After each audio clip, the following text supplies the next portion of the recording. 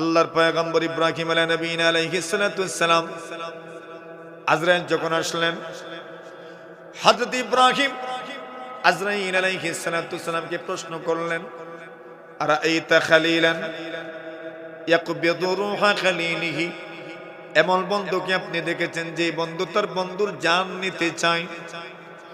আল্লাহ আমাকে বন্ধু বানাইলেন, বন্ধু হয়ে কেমনে আমার জান নিবেন? আল্লাহর পয়গম্বর ইব্রাহিম আলাইহিস সালাতু ওয়াস সালাম আজরাইলকে প্রশ্ন রাখলেন। আজরাইল আলাইহিস সালাতু ওয়াস সালাম আল্লাহর কাছে গেলেন, আল্লাহ, ইব্রাহিম এই প্রশ্ন রেখেছেন। আল্লাহ পরমার্দিগারে আলম বলেন, আমার ইব্রাহিমকে জানায়া দিও, আরাআইতা খালিলান ইয়াকরাহু লিকা খালিলিহি, এমন বন্ধু কি দেখেছো যেই বন্ধু তার বন্ধুর সঙ্গে সাক্ষাৎ করতে চায় না? সুবহানাল্লাহ। মওত তো মওত নয়, মওত তো হচ্ছে আমার সঙ্গে সাক্ষাৎ, মওত মানে হচ্ছে আমার সঙ্গে মোলাকাত। এরে আমার পয়গম্বর, আপনি যদি মারা যান তবে আমার সঙ্গে আপনার সাক্ষাৎ হবে। নবীজি সাল্লাল্লাহু আলাইহি ওয়াসাল্লাম বলেন, মওত হচ্ছে একটা ব্রিজের নাম, একটা পুলের নাম, একটা কালভার্টের নাম। আল্লাহর হাবিব বলেন, এক জায়গার বন্ধুদেরকে আরেক জায়গার বন্ধুদের সঙ্গে মিলায়া দেয়। এক পারের বন্ধু আরেক পারের বন্ধুদের সঙ্গে কেমনে সাক্ষাৎ করবে? যদি নদী পারাপারের কোনো ব্যবস্থা থাকে, যদি ব্রিজ থাকে, দুই দিকের সংযোগস্থল হচ্ছে ব্রিজ। আল্লাহর হাবিব বলেন, মত হচ্ছে এমন একটা পুলের মতো, যে পুল এক পারের বন্ধুকে আরেক পারের বন্ধুর সঙ্গে সাক্ষাৎ করায় দেয়। আল্লাহর হাবিব বলেন, যদি মারা যাও তবেই তো আল্লাহর সঙ্গে আপনার সাক্ষাৎ হবে, মারা যদি না যাও আল্লাহর সঙ্গে আপনার সাক্ষাৎ হবে না। এই জন্য রাসূলুল্লাহ সাল্লাল্লাহু আলাইহি ওয়াসাল্লাম বলছেন, আল মাউতু তুহফাতুল মুমিন, মৃত্যু হচ্ছে মুমিনের জন্য তোহফা, মুমিনের জন্য উপহার। কারণ মৃত্যুর মাধ্যমে আল্লাহর সঙ্গে সাক্ষাৎ হয়। ইব্রাহিম আলাইহিস সালাতু ওয়াস সালাম বলেন, আর তো দেরি করা যায় না, এই মুহূর্তে তুমি আমার জান কবজ করে নাও। সুবহানাল্লাহ। হযরত ইব্রাহিম আলাইহিস সালাতু ওয়াস সালামের জান আজরাইল কবজ করে নিলেন। মুসা করিমুল্লাহ আলাইহিস সালাতু ওয়াস সালাম আল্লাহকে বলেন, আল্লাহ সুম্মা মাযাম, এরপরে আর কি? আল্লাহ জবাব দিলেন, সুম্মাল মউত, এরপরে তো তোমাকে মৃত্যুবরণ করতে হবে। মানে 1000 বছরও যদি আপনি বাঁচেন, 2000 বছরও যদি আপনি বাঁচেন, 3000 বছরও যদি আপনি বাঁচেন, তো মরতে তো হবে, ঠিক না বেটি? জন্মিলে মরিতে হয়। আল্লাহর বান্দা বলেন, প্রতিদিন একজন ফেরেশতা ঘোষণা করতে থাকেন, লাহু মালাকুন ইউনাদি কুল্লা ইয়াউমিন লিদুলিল মাউতি ওয়া বুনুলিল খারাবি। আল্লাহর বান্দা বলেন, প্রতিদিন একজন ফেরেশতা ঘোষণা করতে থাকেন, লিদুলিল মাউতি, মৃত্যুর জন্য জন্মাও, ওয়া বুনুলিল খারাবি, এবং ধ্বংসের জন্য গড়তে থাকো। সুবহানাল্লাহ। গড়বেন তো ধ্বংস হবে, তো গড়বেন তো ধ্বংস হবে। কোন জিনিস গড়লেন আর ধ্বংস হইল না? গড়লে ধ্বংস হবেই, জন্মিলেও মরিতে, জোরে বলেন, জন্মিলে মরিতে হবে।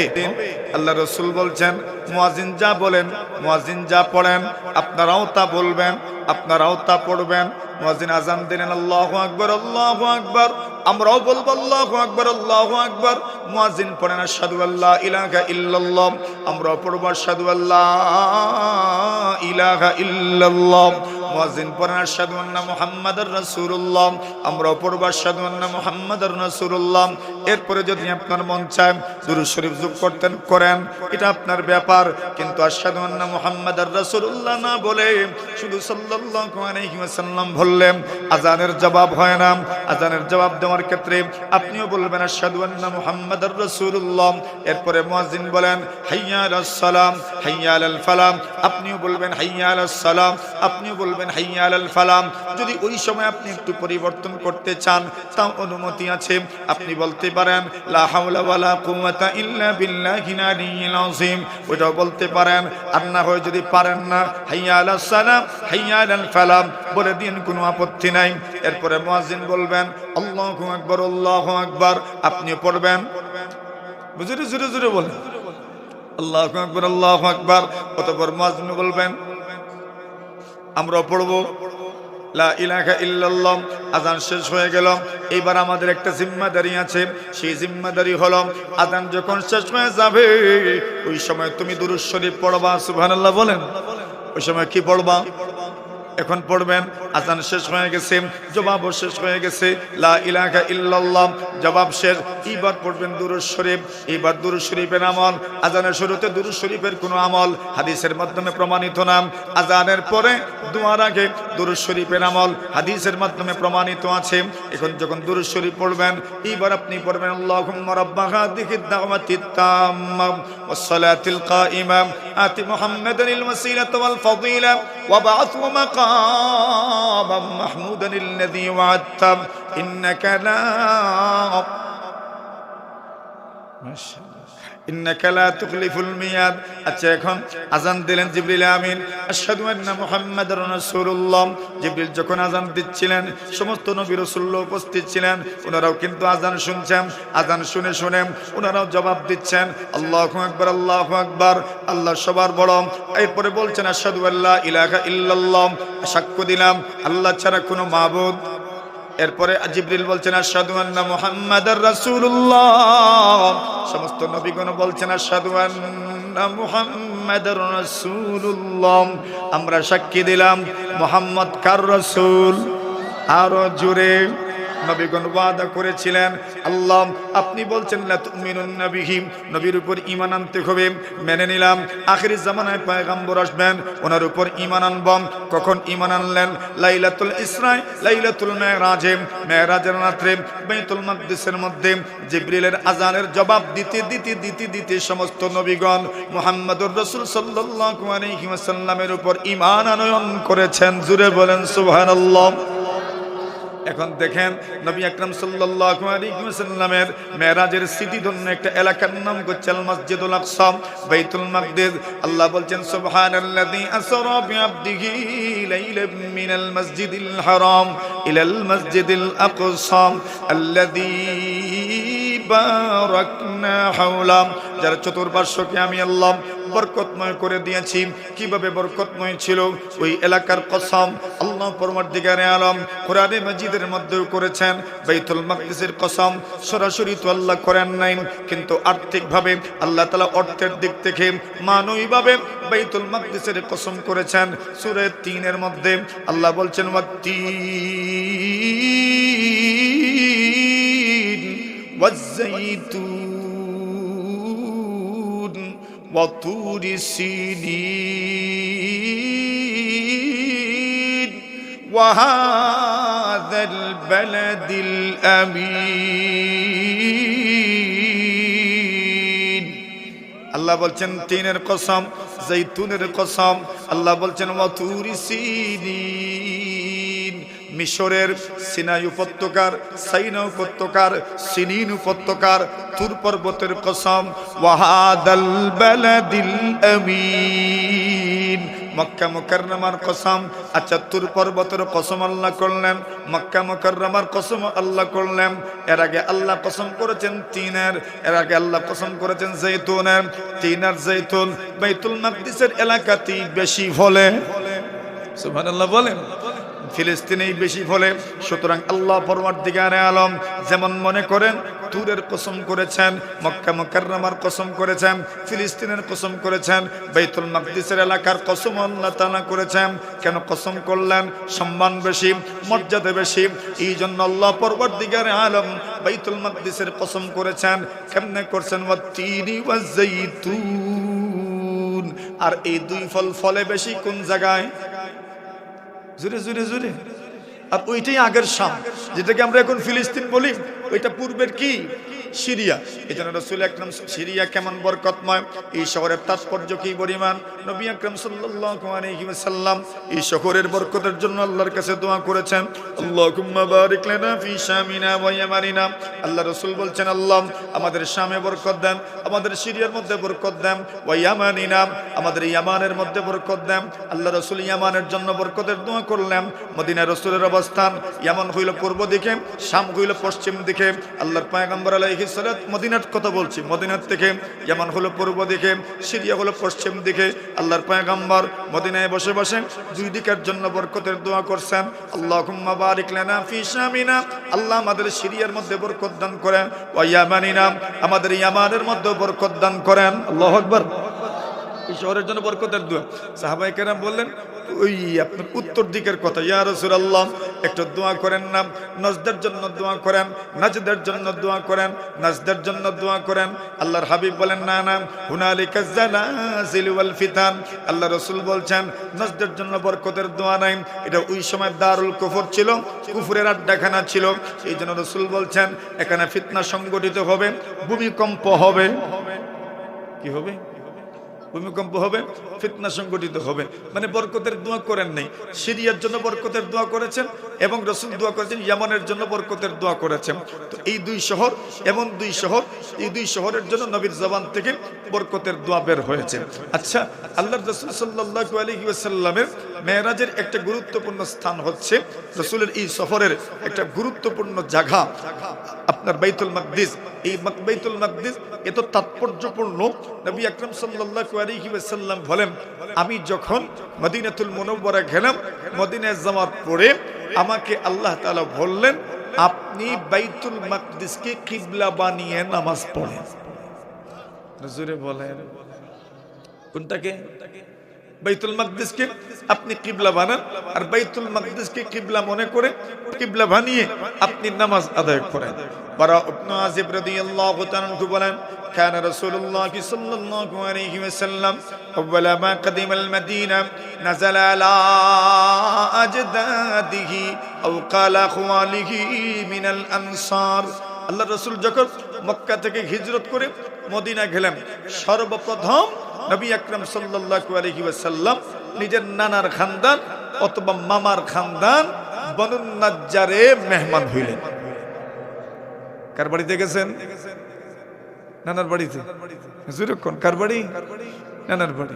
সবচেয়ে মজার জায়গায় তো নানা বাড়ি। মামার বাড়ি আর নানার বাড়ি, এর চেয়ে মজার আছে আর কোথাও? এর চেয়ে মজার কোথাও না। তবে এটা নবীজির সরাসরি নানা আর মামার বাড়ি না, মূলত আব্দুল মুত্তালিবের নানা আর মামার বাড়ি। দাদার নানা বাড়ি, দাদার মামার বাড়ি, নাতিরও কি নাতিরও কি নানার বাড়ি আর মামার বাড়ি। দাদার নানার বাড়ি, দাদার নানার গোষ্ঠী, দাদার মামার গোষ্ঠী বনু নাজ্জার। আব্দুল মুত্তালিবের পিতা নাম কি? পিতার নাম বলেন মুহাম্মদ ইবনে আব্দুল্লাহ ইবনে আব্দুল মুত্তালিব ইবনে হাশিম। আব্দুল মুত্তালিবের বাবার নাম হাশিম, নবীর দাদা আব্দুল মুত্তালিব, আর নবীর পর দাদাকে হাশিম। হাশিম ওনার একজন ব্যবসায়ী পার্টনার ছিলেন, মদিনার বাসিন্দা। তো ব্যবসা বাণিজ্যের জন্য মদিনা গেলে ওনার বাড়িতেই রাত্রি যাপন করতেন। তো ওনার ব্যবসায়ী পার্টনার যিনি ছিলেন, ওনার একজন সুন্দরী মেয়ে ছিল। তো হাশিম ওই মানুষের কাছে, ব্যবসায়ী বন্ধু যিনি, ওনার কাছে প্রস্তাব দিলেন, আপনার মেয়েকে আমার সাথে বিয়ে দেন। ওনার নাম ছিল সালমা। কি ছিল? সালমা বেগম। সালমা বেগমকে উনি বিয়ের প্রস্তাব দিলেন। তো হাশিম সালমাকে বিয়ে করলেন, আর ওই বিয়ের থেকেই আল্লাহ তাআলা আব্দুল মুত্তালিবকে জন্ম দিলেন। সুবহানাল্লাহ বলেন। হাশিম ছিলেন একজন ব্যবসায়ী মানুষ, ব্যবসার জন্য দূর দূরান্ত সফর করতেন। হাশিমের এক ভাই ছিলেন মুত্তালিব। কি নাম? মুত্তালিব। হাশিমের ভাইয়ের নাম মুত্তালিব। এখন হাশিমের ভাই মুত্তালিবকে বলে গেছেন, ভাই আমার, আমি তো সফরের জন্য, ব্যবসার জন্য দূরে দূরে আমি সফর করি, আমি বাড়িতে ফিরতে পারবো কিনা তাও তো জানি না। রাস্তাঘাটে কখন কোন সময় বিপদের সম্মুখীন হয়ে যাই, ডাকাতের সম্মুখীন হয়ে যাই, বলা তো যায় না। এই জন্য যদি আমি মারাও যাই, তবে তুমি জেনে রেখো মদিনায় তোমার একটা ভাতিজা আছে, ওই ভাতিজাকে তুমি মক্কায় নিয়ে আসবা, তার পৈতৃক ভিটে মাটিতে তুমি নিয়ে আসবা। এখন মুত্তালিব হলেন হাশিমের ভাই। এখন মুত্তালিব ভাতিজা যখন মোটামুটি বড় হয়েছে, খোঁজখবর নিয়েছেন, হাশিমের ইন্তেকাল হয়ে গেল, মুত্তালিব ভাতিজাকে আনার জন্য মদিনা গেলেন। ভাতিজা এত সুন্দর ছিলেন, ওই সময় এত সুন্দর মানুষ মক্কায় আর কেউ ছিলেন না। আলা শাইবাতুল হামদিল্লাযী কানা ওয়াজহুহু ইউদিউ যালামাল লাইলি কাল কামারিল বাদরি। এত সুন্দর ছিলেন যে বলছেন ওনার চেহারা এত সুন্দর ছিল, অন্ধকার রজনীতে উনি কোনো ঘরে থাকলে ঘর আলোকিত হয়ে যেত। এজন্য ওনার নামও ছিল কিছুটা এরকম। মুত্তলিব ভাতিজাকে মদিনা থেকে নিয়ে আসছেন মক্কায়। মক্কায় মাত্র ঢুকেছেন, মক্কার মানুষ দেখলো মুত্তলিবের উটের পিছনে একজন সুন্দর ছেলে বাচ্চা মানুষ বসে আছে। কে হতে পারে? আমরা যখন কাউকে চিনি না জানি না কত কিছুই তোমরা ভুল, বেটা ছেলে লইয়া যায় কয় নাতি এরকমও তো অনেকে বলে, মানে নিজে নিজে কত মন্তব্য কত মানুষে করে। এখন মুত্তলিব উনাকে নিয়ে গেছেন উটের পিছনে বসি, মানুষ বলছে কে রে, কে হতে পারে? লোকজন বলল না, মনে হয় মুত্তলিবের গুলাম হইব। মুত্তলিবের কি? গুলাম। আরবিতে গুলামের আরবি শব্দ হলো আব্দ। ওই মানুষ বলতে লাগলো আব্দুল মুত্তলিব, এই লোকটা মুত্তলিবের গুলাম। কার গুলাম? এই ছোট বাচ্চাটা কার গুলাম? মুত্তলিবের গুলাম হবে। আসলে গুলাম না, ভাতিজা। ভাতিজা, কিন্তু মানুষ বলছে কি মুত্তলিবের গুলাম। ওই যে নাম পড়লো আব্দুল মুত্তলিব, আর মূল নাম কেউ লয় না। এর নাম হয়েছে কি? আব্দুল মুত্তলিব। উনি আব্দুল মুত্তলিবের গুলাম না ভাতিজা? ওনার নাম ছিল শাইবা, শাইবাতুল হাম। নাম এমন নাম রাখছেন, জন্মগতভাবে এত সুন্দর ছিলেন, শরীরের চামড়া সুন্দর এত বেশি ছিল, এর প্রভাবে চুল পশম পর্যন্ত সাদা হয়ে গেছে। এত সুন্দর ছিলেন, এত বেশি সুন্দরের কারণে ওনাকে বলা হতো শাইবা। শাইবা মানেই হচ্ছে চুল দাড়ি সাদা থাকলে শাইব বলে, শাইবা বলে। এত সুন্দর ছিলেন। বলছেন আলা শাইবাতুল হামদিল্লাযী কানা ওয়াজহুহু, শাইবাতুল হাম এত সুন্দর ছিলেন। ইউদিউ যালামাল লাইলি কাল কামারিল বাদরি, পূর্ণিমা রজনীর চাঁদ যেমন রাতের অন্ধকার দূর করতে পারে, শাইবাতুল হাম আব্দুল মুত্তলিবের সৌন্দর্য অন্ধকারকে দূর করতে পারত। বোঝানোর উদ্দেশ্য ছিল আব্দুল মুত্তলিবের নানা বাড়ি কই? কইবেন খালকে কইবেন মদিনায়। কোন জায়গায়? নবী যখন মক্কা থেকে হিজরত করে মদিনা গেলেন, সর্বপ্রথম যেখানে মেহমান হইলেন ওটা কার বংশ ছিল?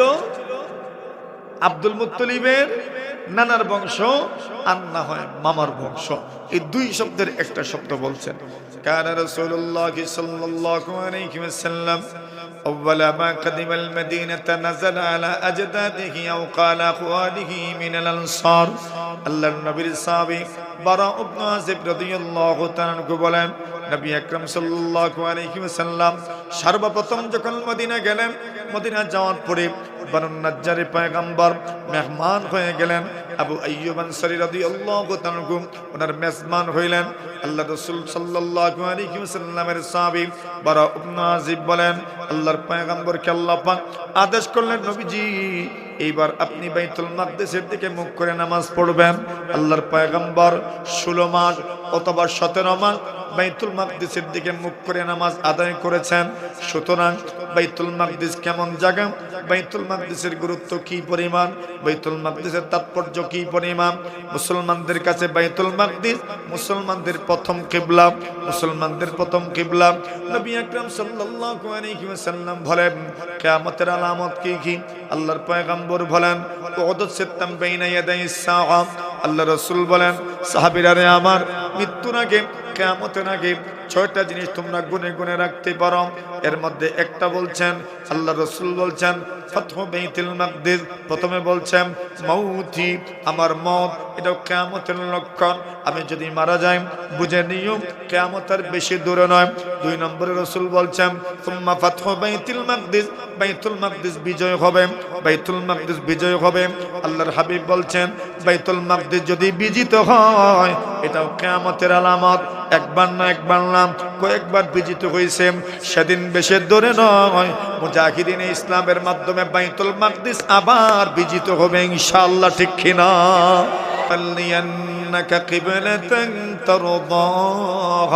আল্লাহ পরবর্তীকারে আলম বলেন আমি খানায়ে কাবাকে আপনার জন্য কিবলা বানায়া দিলাম। আল্লাহ রাসূল সাল্লাল্লাহু আলাইহি ওয়াসাল্লাম সাথে সাথেই মুখ ফিরিয়ে নিলেন, মুখ ফিরিয়ে নিলেন। একটা ছিল পশ্চিম দিকে, আবার এটা হইল একদম ডাইরেক্ট পূর্ব দিকে, প্রায় প্রায় এরকম পূর্ব দিকে পয়গম্বর আলাইহিস সালাম মুখ করে নিলেন।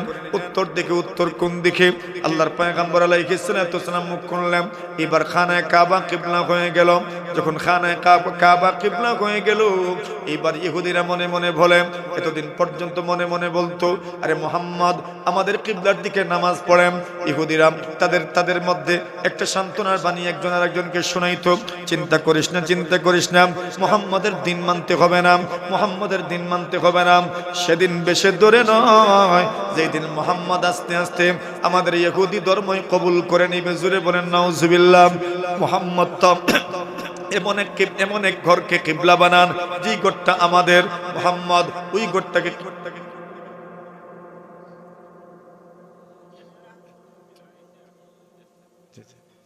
আল্লাহ রাসূল সাল্লাল্লাহু আলাইহি ওয়াসাল্লাম বাইতুল মাকদিসের দিকে মুখ করে নামাজ পড়েন। আর মদিনার ইহুদিরা মনে মনে বলে আচ্ছা মুহাম্মদ তো আমাদের কিবলাকে কিবলা বানিয়েছেন, তো বেশি দিন যাবে না মুহাম্মদ আমাদের দ্বীনই কবুল করবেন। নাউজুবিল্লাহ বলেন। তারা এই মন কলা খাচ্ছিল। যখন কিবলা পরিবর্তন হইল, ইহুদিরা বলতে লাগলো দেখেছো অবস্থা, এতদিন মুহাম্মদ খানায় আপনার বাইতুল মাকদিসের দিকে মুখ করে নামাজ পড়লো, এখন কিবলা পরিবর্তন করছে। এরা তাদের ইহুদিদেরকে বলতে লাগলো আরে আরে দেখছো মুহাম্মদ কিবলাই ঠিক করতে পারে না, তার দ্বীনই ঠিকবে কতদিন? নাউজুবিল্লাহ জুরে বলেন। আর ওরা তো জানে না এটাই যে চূড়ান্ত সিদ্ধান্ত। আল্লাহ তাআলা কিবলা পরিবর্তন করে দিলেন। ইহুদিদের কিবলার দিকে আল্লাহ তাআলা নবীজিকে নামাজ পড়ার কথা এই জন্য বলছিলেন যাতে করে ইহুদিরা বুঝতে পারে যে এই দিন নতুন কোন দিন নয়। যেই আল্লাহ ইহুদিদেরকে বাইতুল মাকদিসের দিকে মুখ করে নামাজ পড়ার কথা বলছেন, সেই আল্লাহ মুহাম্মদুর রাসূল সাল্লাল্লাহু আলাইহি ওয়াসাল্লামকে আল্লাহর এই জমিনের মধ্যে রাসূল এবং নবী বানিয়ে প্রেরণ করেছেন। এই কথাটা বোঝার জন্য আল্লাহ তাআলা রাসূলকে বাইতুল মাকদিসের দিকে মুখ করে নামাজ পড়ার কথা বলছিলেন। তবে আমাদের বুঝে আসলো বাইতুল মাকদিস এমন একটা স্থান যেটা আমাদের প্রথম কিবলা ছিল, ঠিক না ঠিক? আচ্ছা, বাইতুল মাকদিস আমাদের প্রথম কিবলা ছিল। এই কথাটা বোঝার পরে এবার একটা গুরুত্বপূর্ণ তথ্য আপনাদেরকে শোনাই। আল্লাহর রাসূল সাল্লাল্লাহু আলাইহি ওয়াসাল্লাম বলেন বাইতুল মাকদিস এবং তার আশপাশ এত গুরুত্বপূর্ণ এবং এত বরকতপূর্ণ ছিল যে এমনকি নবী রাসূলুল্লাহ পর্যন্ত এই জায়গাতে দাফন হওয়ার জন্য আল্লাহর কাছে দরখাস্ত করতেন। হাজার হাজার নবী রাসূল এদের দাওয়াতি কার্যক্রম এই জায়গাতেই আল্লাহ তাআলা পরিচালিত করেছেন। হাজার হাজার নবী রাসূলদেরকে আল্লাহ তাআলা এই এলাকাতে প্রেরণ করেছেন। হাজার হাজার নবী রাসূলদেরকে আল্লাহ পরবর্তীকারে আলম এই এলাকার মাটির নিচে দাফন করেছেন। যেই এলাকার মাটির নিচে ভালো ভালো মানুষ আল্লাহ তাআলা দাফন করিয়েছেন, এই এলাকার মাটি যে বরকতময় হয় তা তো আর বলার অপেক্ষা রাখে না। যেই এলাকায় ভালো ভালো মানুষ আসেন, যেই এলাকায় ভালো ভালো মানুষের পা পড়ে, যেই এলাকায় ভালো ভালো মানুষদেরকে দাফন করা হয়, নিশ্চিত এই এলাকা সম্মানিত, নিশ্চিত এই এলাকা মহিমান্বিত, নিশ্চিত এই এলাকা মর্যাদা সম্পন্ন। বাইতুল মাকদিসের চতুর্পার্শ্বে হাজার হাজার নবী রাসূল আল্লাহ তাআলা এখানেই তাদেরকে মৃত্যু দিয়েছেন। নবী রাসূলুল্লাহ এখানেই দাফন হয়েছেন। মুসা কালিমুল্লাহ আলাইহিস সালাতু সালাম এই ভূখণ্ডের দাফন হওয়ার জন্য আল্লাহর কাছে নিজে অনুরোধ করেছেন, আবেদন পেশ করেছেন, দরখাস্ত করেছেন। কেন? এই জায়গা বরকতময় জায়গা। নবী আকরাম সাল্লাল্লাহু আলাইহি ওয়াসাল্লাম বলেন একদিন মুসা কালিমুল্লাহ আলাইহিস সালাতু সালামের জান কবজ করার জন্য হযরত আজরাইল আলাইহিস সালাতু সালাম আসলেন। জান কবজ করার ফেরেশতা যিনি, ওনার নাম তো কি ভাই? আজরাইল আলাইহিস সালাতু ওয়াস সালাম জান কবজ করার জন্য আসছেন মুসা কারীমুল্লাহ আলাইহিস সালাতু ওয়াস সালামের কাছে। মুসা নবী ওই সময় খুব পেরেশান ছিলেন। পেরেশান কোন ব্যাপারে? দাওয়াতি কার্যক্রম সুন্দরভাবে পরিচালনা করার জন্য একটা রুট ম্যাপ উনি তৈরি করেছেন। কেন? যে জাতির কাছে উনি প্রেরিত হয়েছেন এদের চাইতে খারাপ দুনিয়াতে আর কেউ নেই। এদের নাম হইল বনি ইসরাইল। ওই ইটার থেকে এর নাম রাখছে ইসরাইল। ওই বনি ইসরাইল থেকে নাম কি রাখছে? ইসরাইল। ইসরাইল রাষ্ট্রের নতুন রাষ্ট্রের নাম রাখছে তারা। এটার নাম কোথা থেকে পাইছে এরা? ইসরাইল। ইসরাইল শব্দের অর্থ আব্দুল্লাহ, আল্লাহ পরওয়ারদিগারে আলম। ইয়াকুব আলাইহিস সালাতু ওয়াস সালামের বংশের মানুষকে বনি ইসরাইল বলে ডাকতেন, ইয়া বনি ইসরাইল। ইয়াকুব আলাইহিস সালাতু ওয়াস সালামের বংশের মানুষ হচ্ছে এরা। ইয়াকুব আলাইহিস সালাতু ওয়াস সালামের বংশ 12 ছেলের 12 বংশ। এদেরকে 12টাই আলাদা আলাদা করে দেওয়া লাগতো, অথবা এদের মধ্যে সমঝোতা হইতো না। এবার বুঝে নেন এরা কোন পর্যায়ের মানুষ ছিল। বনি ইসরাইল আল্লাহ জায়গায় জায়গায় কোরআনে মাজিদের মধ্যে ডাকছেন, ইয়া বনি ইসরাইল, ইয়া বনি ইসরাইল, ইয়া বনি ইসরাইল।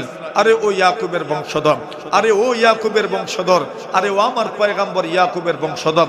এইভাবে আল্লাহ তাআলা এদেরকে ডাকছেন।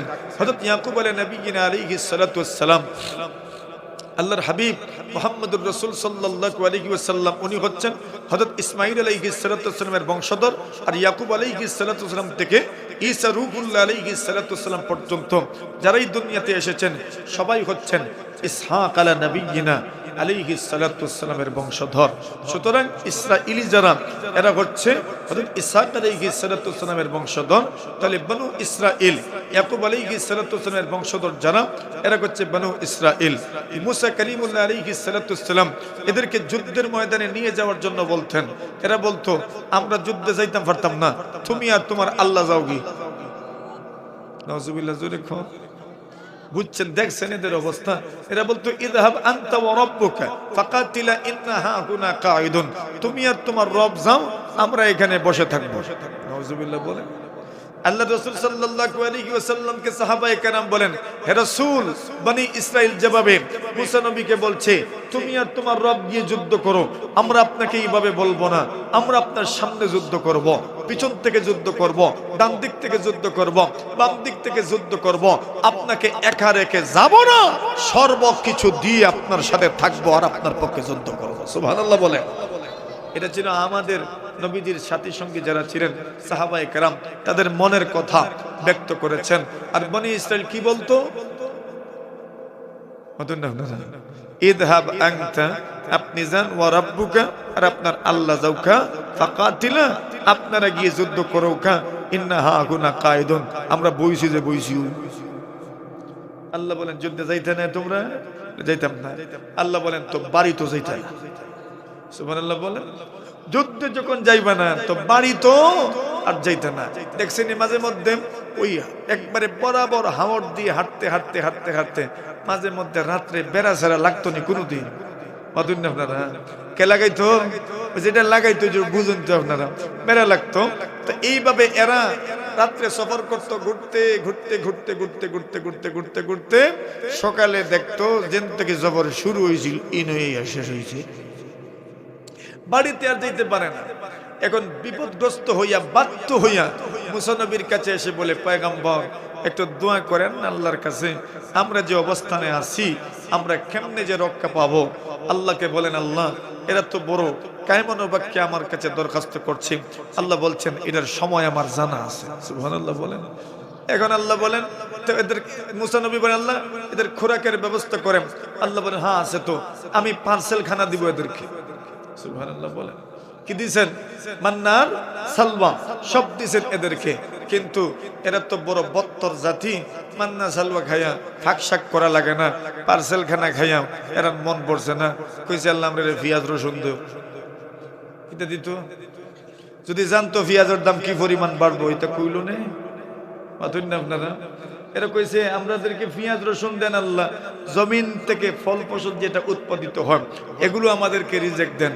ওই সময় থেকে শুরু হইল জমিনের ফল ফসলের খাবার দাবার আবার শুরু হয়েছে। এখন আল্লাহর কাছে দোয়া করেন, আল্লাহ পোশাক পাইতো কই? আল্লাহ বলছেন চিন্তার কারণ নাই, এরা যত বড় হবে পোশাকও তত বড় হইব। সুবহানাল্লাহ, জোরে কর। এরা যত বড় হবে পোশাকও তত বড় হবে। আল্লাহ নবী মুসা বলেন, আল্লাহ আরেকটা দরখাস্ত। বলে কি? এদের পোশাক আপনার ধৌত করার তো দরকার। বলছেন পোশাক ধোয়া লাগবে না, আমি আল্লাহ রুদ্রের মধ্যে এমন মেডিসিন দিব, এই মেডিসিনের মাধ্যমেই তাদের পোশাক পাক হয়ে যাবে। সব ব্যবস্থা আল্লাহ দিয়েছেন। এরপরেও এই জাতি পাক্কা সচ্চা ইমানদার হয় নাই। আল্লাহ নবী মুসা কালিমুল্লাহ আলাইহিস সালাতু সালাম নদী পার হয়েছেন, যেখানে ফেরাউন মারা গেছে ওই নদী পার হয়েছেন। ওই নদী পার হওয়ার সময়ও নবী মুসার মুজিজা এরা দেখেছে। সাগরের মধ্যখান দিয়ে আল্লাহ রাস্তা তৈরি করে দিয়েছেন। এরপরে এই বচ্চা নদী পার হওয়ার পরে দেখছে একটা গরুর বাচ্চা এটার পূজা করা শুরু করছে। নাউজুবিল্লাহ বলে। মুসা নবীকে বলে, পয়গম্বর এদের যেমন গরু আছে গরুর পূজা করে, আমাদেরকেও একটা গরু দেন না, আমরা যেন গরুর পূজা করি। নাউজুবিল্লাহ জুড়ে বলেন। এবার বলেন এরা কেমন ছিল? এই জাতির সুন্দর একটা ভবিষ্যতের জন্য, ঈমান আকীদা যেন মজবুত হয়, এই জন্য মুসা কালিমুল্লাহ আলাইহিস সালাতু সালাম একটা প্ল্যান প্রোগ্রাম করে রেখেছেন, এইভাবে আগাবেন। এমন সময় হযরত আজরাইল আলাইহিস সালাতু সালাম এসে হাজির হয়েছেন। সুবহানাল্লাহ বলেন। আচ্ছা কোন দেখি, এমন অনেক প্ল্যান প্রোগ্রাম সামনে, এমন সময় যদি কেউ এসে কয় আপনার সময় শেষ, জান নেওয়া লাগবে, কি তা কয়? রাগ উঠবনি না? না, আজরাইল সালাম দিয়েছেন, মুসা নবী সালাম শুনেই তো বুঝছেন আজরাইল এসেছেন আমার জান নেওয়ার জন্য। একদম একটা থাপ্পড় দিয়েছেন আজরাইল আলাইহিস সালাতু সালামের মুখে। একবারে আজরাইল আলাইহিস সালাতু সালামের চোখ বুঝি কানা হয়ে গিয়েছিল, এমন থাপ্পড় দিয়েছিলেন। আজরাইল আল্লাহর কাছে গেলেন আর বললেন, ইয়া রব্বি, এমন এক মানুষের কাছে পাঠিয়েছেন, আরসালতানি ইলা আবদিন লা ইউরিদুল মাউত, এমন এক লোকের কাছে পাঠাইছেন এই বেড়ার তো মৌতর কোনো ইচ্ছাই দেখছি না। এমন এক মানুষের কাছে আপনি আমাকে প্রেরণ করেছেন, আল্লাহর এই বান্দা মরতাছে, এটা কোনো ইচ্ছাই না। আল্লাহ বলেন তো কি চাই? ভাবে সাবে তো বুঝছি বাঁচতেই চাই। আল্লাহ বলেন তো যাও গিয়ে বলো উনি যেন একটা ষাঁড়ের গায়ে নিজের হাত রাখেন, হাতের নিচে যতগুলো পশম আসবে আমি ওনার এই পরিমাণ হায়াত বৃদ্ধি করে দিব। আর জোরে বলে। আজরাইল আলাইহিস সালাতু সালাম আসলেন। আসার পরে বললেন, পয়গম্বর আপনার জন্য সুসংবাদ। কি সুসংবাদ আমার জন্য? আল্লাহ রাব্বুল আলামিন আপনার হায়াতের ব্যবস্থা করে দিয়েছেন, আপনি তো বাঁচতেই চান। আল্লাহর নবী বলেন, আমি বাঁচতে চাই। কেন বাঁচতে চাই? আমি আমার উম্মতের জন্য বাঁচতে চাই। যেটাই হোক বাঁচতেই তো চান। আল্লাহর পয়গম্বর বলেন, কি ব্যবস্থা? হযরত আজরাইল আলাইহিস সালাতু সালাম বলেন, আল্লাহ পাক বলেছেন একটা ষাঁড়ের গায়ে হাত রাখার জন্য আপনার হাতের নিচে যতগুলো পশম আসবে এই পরিমাণ হায়াত আল্লাহ আপনাকে বাড়ায়া দিবেন। এমন হায়াত যদি আমরা পেয়ে যেতাম, কিটা মনে করেন আপনারা? সবাই কার আগে গিয়া গরুর গায়ে হাত রাখবো প্রতিযোগিতা শুরু হইত। মুসা কালিমুল্লাহ আলাইহিস সালাতু সালাম আল্লাহকে বলে, আল্লাহ সুম্মা মাতা, হায়াত তো বাড়বে ঠিক, হায়াত তো বৃদ্ধি পাবে ঠিক, কিন্তু সুম্মা মাযা, এরপরে কি? আল্লাহ বললেন সুম্মাল মাউত, এরপরেও তো মৃত্যু। এরপরেও তো কি? মৃত্যু। আল্লাহর পয়গম্বর ইব্রাহিম আলাইহিস সালাতু সালাম আজরাইল যখন আসলেন, হযরত ইব্রাহিম আজরাইল আলাইহিস সালাতু সালামকে প্রশ্ন করলেন, আরাইতা খালিলান ইয়াকবিদু রূহা খালিলিহি, এমন বন্ধুকে আপনি দেখেছেন যে বন্ধু তার বন্ধুর জান নিতে চায়? আল্লাহ আমাকে বন্ধু বানাইলেন, বন্ধু হয়ে কেমনে আমার জান নিবেন? আল্লাহর পয়গম্বর ইব্রাহিম আলাইহিস সালাতু সালাম আজরাইলকে প্রশ্ন রাখলেন। আজরাইল আলাইহিস সালাতু সালাম আল্লাহর কাছে গেলেন, আল্লাহ ইব্রাহিম এই প্রশ্ন রেখেছেন। আল্লাহ পরওয়ারদিগারে আলম বলেন, আমার ইব্রাহিমকে জানায়া দিও, আরাআইতা খালিলান ইয়াকরাহু লিকা খালিলিহি, এমন বন্ধু কি দেখেছো যেই বন্ধু তার বন্ধুর সঙ্গে সাক্ষাৎ করতে চায় না? সুবহানাল্লাহ। মওত তো মওত নয়, মওত তো হচ্ছে আমার সঙ্গে সাক্ষাৎ, মওত মানে হচ্ছে আমার সঙ্গে মোলাকাত। এরে আমার পয়গম্বর, আপনি যদি মারা যান তবে আমার সঙ্গে আপনার সাক্ষাৎ হবে। নবীজি সাল্লাল্লাহু আলাইহি ওয়াসাল্লাম বলেন, মওত হচ্ছে একটা ব্রিজের নাম, একটা পুলের নাম, একটা কালভার্টের নাম। আল্লাহর হাবিব বলেন, এক জায়গার বন্ধুদেরকে আরেক জায়গার বন্ধুদের সঙ্গে মিলায়া দেয়। এক পারের বন্ধু আরেক পারের বন্ধুদের সঙ্গে কেমনে সাক্ষাৎ করবে? যদি নদী পারাপারের কোনো ব্যবস্থা থাকে, যদি ব্রিজ থাকে, দুই দিকের সংযোগস্থল হচ্ছে ব্রিজ। আল্লাহর হাবিব বলেন, মত হচ্ছে এমন একটা পুলের মতো, যে পুল এক পারের বন্ধুকে আরেক পারের বন্ধুর সঙ্গে সাক্ষাৎ করায় দেয়। আল্লাহর হাবিব বলেন, যদি মারা যাও তবেই তো আল্লাহর সঙ্গে আপনার সাক্ষাৎ হবে, মারা যদি না যাও আল্লাহর সঙ্গে আপনার সাক্ষাৎ হবে না। এই জন্য রাসূলুল্লাহ সাল্লাল্লাহু আলাইহি ওয়াসাল্লাম বলছেন, আল মাউতু তুহফাতুল মুমিন, মৃত্যু হচ্ছে মুমিনের জন্য তোহফা, মুমিনের জন্য উপহার। কারণ মৃত্যুর মাধ্যমে আল্লাহর সঙ্গে সাক্ষাৎ হয়। ইব্রাহিম আলাইহিস সালাতু ওয়াসসালাম বলেন, আর তো দেরি করা যায় না, এই মুহূর্তেই তুমি আমার জান কবজ করে নাও। সুবহানাল্লাহ। হযরত ইব্রাহিম আলাইহিস সালাতু ওয়াসসালামের জান আজরাইল কবজ করে নিলেন। মুসা কারীমুল্লাহ আলাইহিস সালাতু ওয়াসসালাম আল্লাহকে বলেন, আল্লাহ সুম্মা মাযা, এরপরে আর কি? আল্লাহ জবাব দিলেন, সুম্মাল মউত, এরপরে তো তোমাকে মৃত্যুবরণ করতে হবে। মানে 1000 বছরও যদি আপনি বাঁচেন, 2000 বছরও যদি আপনি বাঁচেন, 3000 বছরও যদি আপনি বাঁচেন, তো মরতে তো হবে, ঠিক না বেটি? জন্মিলে মরিতে হয়। আল্লাহর বান্দা বলেন, প্রতিদিন একজন ফেরেশতা ঘোষণা করতে থাকেন, লাহু মালাকুন ইউনাদি কুল্লা ইয়াউমিন লিদুলিল মাউতি ওয়া বুনুলিল খারাবি।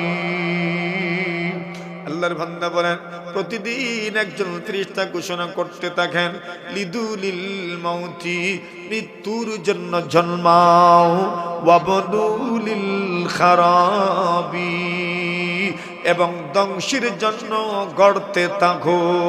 সুবহানাল্লাহ। গড়বেন তো ধ্বংস হবে, তো গড়বেন তো ধ্বংস হবে। কোন জিনিস গড়লেন আর ধ্বংস হইল না?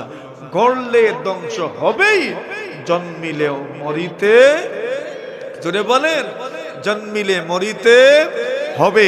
তো বলছেন, লিদুলিল মাউত ওয়া বুনুলিল খারাবি, আপনি জন্মান, মৃত্যুর জন্য জন্মান, মৃত্যুর জন্য জন্মগ্রহণ করেন, ওয়াবনুলিল খারাবি, এবং ভাঙ্গার জন্য আপনি ঘোরেন। মুসা কারীমুল্লাহ আলাইহিস সালাতু ওয়াসসালাম বলেন, আল্লাহ মরতেই যখন হবে তো আর দেরি কেন? এই মুহূর্তেই আমার জান কবজ করে নেন। আল্লাহর কাছে একটা অনুরোধ রাখলেন। ইমামে বুখারী রাহিমাহুল্লাহু তাআলা বুখারী শরীফের মধ্যে অধ্যায় আনছেন, বাবু মান হাব্বাদ দাফনা ফিল আরদিল মুকদ্দাসা, কোন মানুষ যদি পবিত্রতম স্থানে দাফন হইতে চায়, আল্লাহ তার এই আশা যেন পূরণ করেন। তার জীবদ্দশায় যদি কোন জায়গায় দাফন হওয়ার আকাঙ্ক্ষা রাখে, খাগেশ রাখে, তবে এটা তার জন্য জায়েজ আছে। এমন আকাঙ্ক্ষা রাখা তার জন্য বৈধ।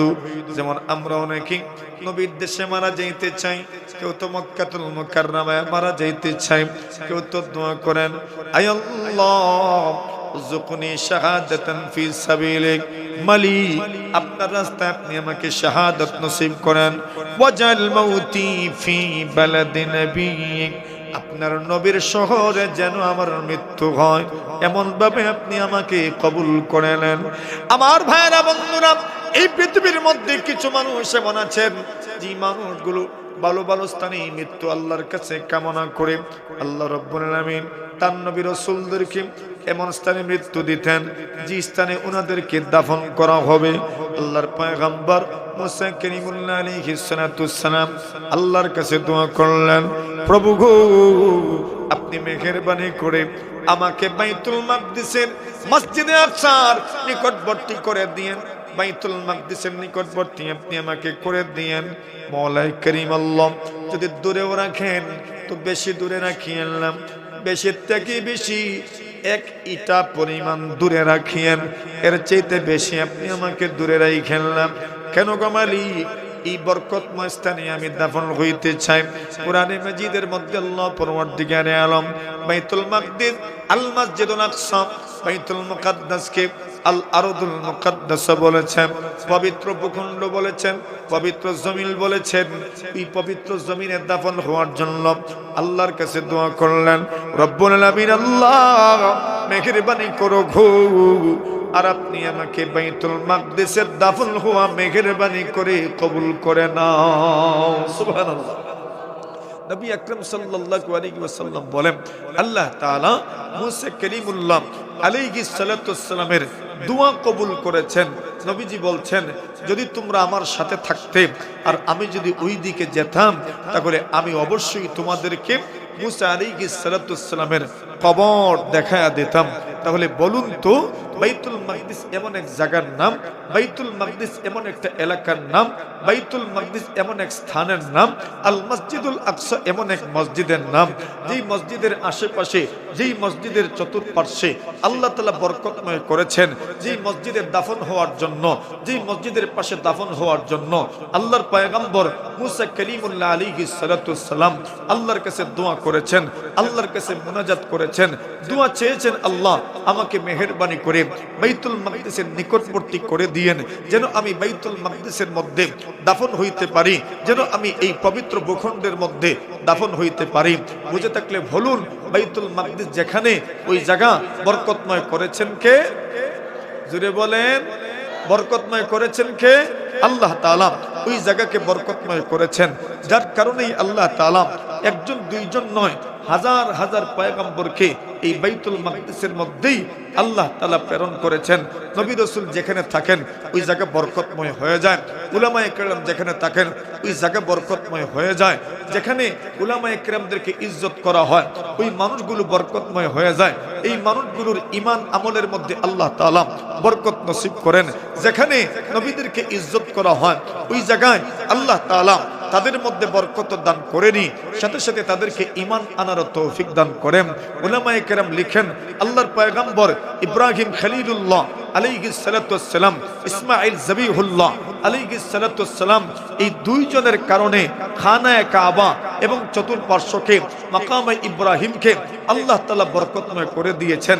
যদি ইব্রাহিম খলিলুল্লাহ, ইসমাঈল যাবিহুল্লাহ এদের কারণে যদি বাইতুল্লাহ এবং তার আশপাশ যদি বরকতময় হয়ে যায়, ইব্রাহিম খলিলুল্লাহর পদচিহ্ন যদি বরকতময় হয়ে যায়, ইসমাঈল যাবিহুল্লাহর পদচিহ্ন যদি আল্লাহ বরকতময় করে দেন, তাহলে যেই স্থানে ইসহাক আলাইহিস সালাতু ওয়াসসালাম মদফুন, যেই স্থানে হযরত সাইয়্যিদুনা হযরত ইয়াকুব আলাইহিস সালাতু ওয়াসসালাম মদফুন, যেই স্থানে, যেই পবিত্র ভূমিতে, যেই পবিত্র ভূখণ্ডে ইউসুফ আলাইহিস সালাতু ওয়াসসালাম মদফুন, যেই পবিত্র ভূখণ্ডে দাউদ আলাইহিস সালাম মদফুন, যেখানে সুলাইমান আলাইহিস সালাতু ওয়াসসালামকে দাফন করা হয়েছে, যেই স্থানে আল্লাহর বড় বড় পয়গম্বরকে দাফন করা হয়েছে, এই জায়গা যে বরকতময় হবে কোনো সন্দেহ আছে?